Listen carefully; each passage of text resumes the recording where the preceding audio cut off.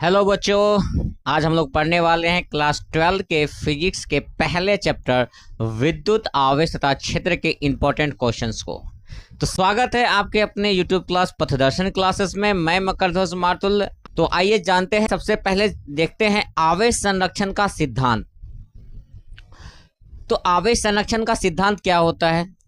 तो आवेश संरक्षण के सिद्धांत के अनुसार किसी विलगित निकाय का कुल विद्युत आवेश हमेशा नियत रहता है ना।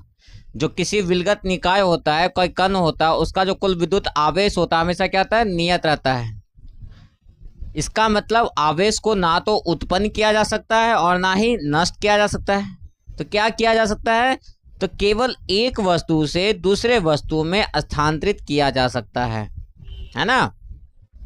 आवेश संरक्षण का सिद्धांत क्या कहता है कि आवेश संरक्षण के सिद्धांत के अनुसार किसी विलगत निकाय का कुल, यहाँ पर होगा निकाय होगा बेटा, यहाँ क्या हो जाएगा? निकाय हो जाएगा। ठीक है, निकाय इसको बोलते हैं, निकाय बोलेंगे। निकाय का कुल विद्युत आवेश हमेशा नियत रहता है।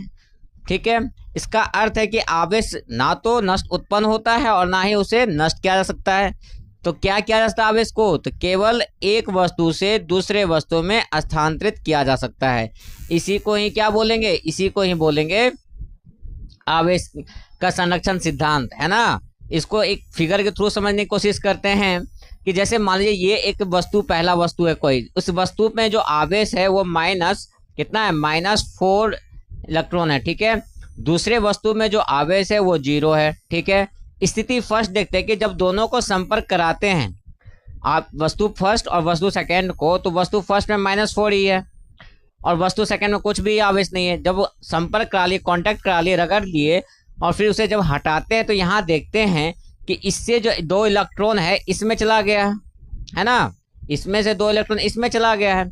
तो यहाँ पर एक चीज आपको समझना होगा कि विलगित निकाय का जो कुल आवेश होता है वो नियत होता है। कैसे नियत होता है? तो यहाँ देखिए, यहाँ वस्तु को संपर्क में रखा गया है तो कुल आवेश यहाँ पर कितना होगा? पहली स्थिति में, फर्स्ट स्थिति का जो कुल आवेश होगा कितना होगा? तो Q फर्स्ट स्थिति बराबर यहाँ -4 ही है ना। माइनस कितना है? 4 ही है, प्लस दूसरे वस्तु का आवेश 0 है, तो टोटल कितना आवेश हो गया? -4 ही।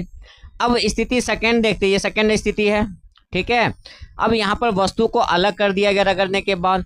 तो यहाँ पर पहले वस्तु में कुल, जब यहाँ सेकेंड स्थिति का कुल आवेश निकालेंगे तो पहले वस्तु में कितना आवेश है? तो -2 इलेक्ट्रॉन बचा है। दूसरे में भी कितना आ गया? -2 हो गया है ना, -2 है इलेक्ट्रॉन है। तो इसमें टोटल आवेश कितना आ गया? -4 इलेक्ट्रॉन। कितना आ गया? -4 इलेक्ट्रॉन। इसका अर्थात आपने देखा कि स्थिति फर्स्ट में भी कितना इलेक्ट्रॉन है? -4 इलेक्ट्रॉन, -4 आवेश है। और सेकंड में भी स्थिति में 2 कितना है आवेश है? तो -4 आवेश है। इसका मतलब जो आवेश, विलगित निकाय का जो आवेश होता है वो क्या होता है? नियत रहता है ना। आवेश बदलता नहीं है, आवेश हमेशा नियत ही रहता है। ठीक है, आवेश हमेशा क्या रहता है? नियत ही रहता है। तो हमने देखा कि स्थिति फर्स्ट में कुल प्रारंभ में जो स्थिति कंडीशन 1 बनी तो उसमें 4 आवेश थे, है ना। और सेकंड में कंडीशन में देखा उसमें भी कितने आवेश थे? 4 आवेश थे। इसका मतलब विलगित निकाय हमेशा क्या रहती है? नियत रहती है।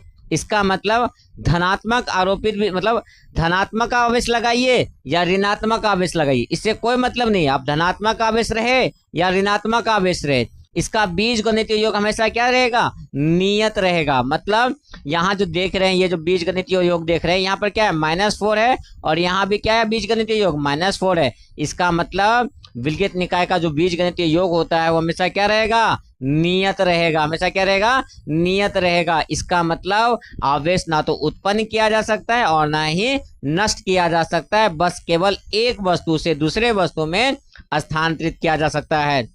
तो वस्तु में स्थानांतरित क्या होता है? सभी को पता है पहले से, इलेक्ट्रॉन स्थानांतरित होता है ना। इलेक्ट्रॉन स्थानांतरण की वजह से आवेश आता है। मेरी वीडियो ये आपको अच्छी लग रही हो, पसंद आई हो तो कृपया लाइक करें, सब्सक्राइब करें, अपने दोस्तों के साथ शेयर करें, वो इस इंपॉर्टेंट क्वेश्चंस को समझ करके आने वाले 2027 के एग्जाम्स में अपने अच्छे मार्क्स फिजिक्स में ला सकें। तो thank you watching my video.